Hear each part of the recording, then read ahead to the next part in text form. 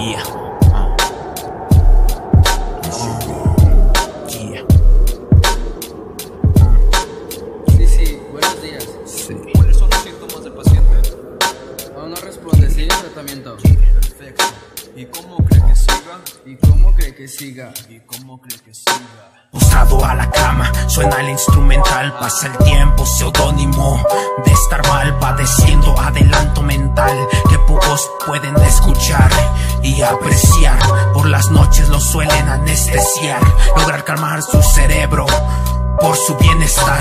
Están probando una droga experimental en la cual su cerebro hace dormitar y luego se echa a soñar para despertar con la camisa sin pensar que jamás esto podrá cambiar, solo por sus pensamientos que él suele vomitar. Sí que suele vomitar.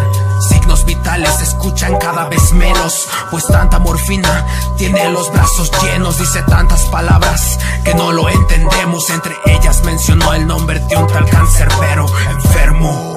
Sigue la vida escribiendo, es lo único que te queda, porque ya estás muerto, enfermo. Vives sin pensar, porque tu tiempo por aquí está a punto de terminar, enfermo. Sigue la vida escribiendo, es lo único que te queda, porque ya estás muerto, enfermo. Vives sin pensar, porque tu tiempo por aquí está a punto de terminar.